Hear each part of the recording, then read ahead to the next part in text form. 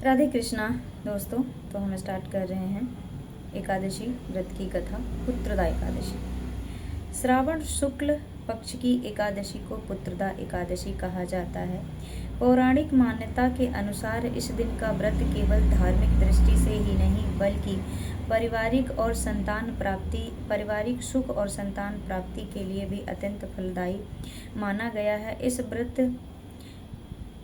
इस व्रत की विशेषता कि इसका पालन करते समय उनकी कथा अवश्य सुननी चाहिए, क्योंकि कथा के बिना हर व्रत अधूरा माना जाता है। तो कथा अवश्य ही सुनिएगा सभी लोग, जिन जिन लोगों ने पुत्रदा एकादशी का व्रत धारण किया है।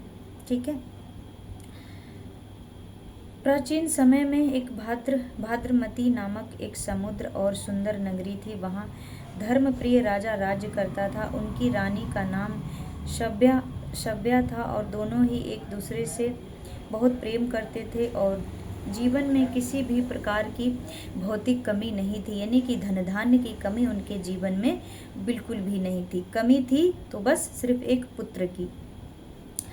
तो राजा रानी बहुत ही ज़्यादा दुखी रहने लगे। उनको पुत्र प्राप्ति नहीं हुआ।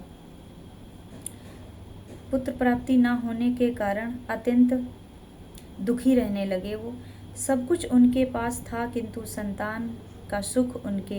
संतान को सुख उन्हें प्राप्त नहीं हुआ। यही सदैव व्यथितता उनके जीवन में रही और राजा और रानी गहरे दुख में डूब गए। सारा राज्य कार्य एक माना जाना मंत्री था, उसको सौंप दिया और मन को शांत करने के लिए निकल पड़े वन की ओर। वीरता में चलते चलते इतना निराश हो गए कि आत्महत्या करने को भी सोच लिया। राजा रानी ने इतना निराश हो गए पुत्र वियोग में कि उन्होंने अपनी आत्महत्या करने को भी विचार बना लिया। फिर चलते चलते राजा के मन में विचार आया कि ये जीवन है, यहाँ तो अगर आत्मा है तो व्यथित भी होनी है। ये तो जन्म जन्मों का दुख है और भोगना ही पड़ेगा। चलते चलते रास्ते में राजा को एक तपस्वी साधु मिले। तो साधु से पूछा कि हे महात्माओं तुम किस भगवान की उपासना कर रहे हो? साधुओं ने उत्तर दिया कि आज श्रवण शुक्ल पक्ष की पुत्रदा एकादशी कहा जाता है। हम इस पवित्र व्रत को पालन कर रहे हैं।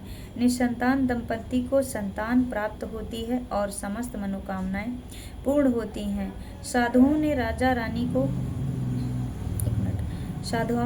रानी को आश्वासन दिया और संतान सुख प्राप्त होगा।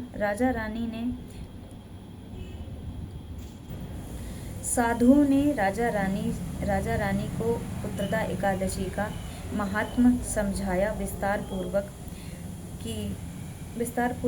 साधुओं ने राजा रानी को सब समझा दिया कि किस किस तरीके से व्रत रखना है, कैसे पालन करना है। भगवान विष्णु की कृपा से उन्हें संतान सुख प्राप्ति अवश्य होगा। राजा रानी ने उसी क्षण निश्चय कर लिया कि आने वाली पुत्रदा एकादशी पर पूर्ण विधि विधान से व्रत करेंगे और समय आने पर उन्होंने भगवान विष्णु की कृपा से शीघ्र ही रानी ने गर्भ धारण किया और समय आने पर बहुत ही तेजस्वी और गुणी पुत्र का जन्म हुआ। उस समय से ही संतान सुख की प्राप्ति के लिए एकादशी का व्रत लोकप्रिय हो गया, इसीलिए इसका नाम पुत्रदा एकादशी भी पड़ा।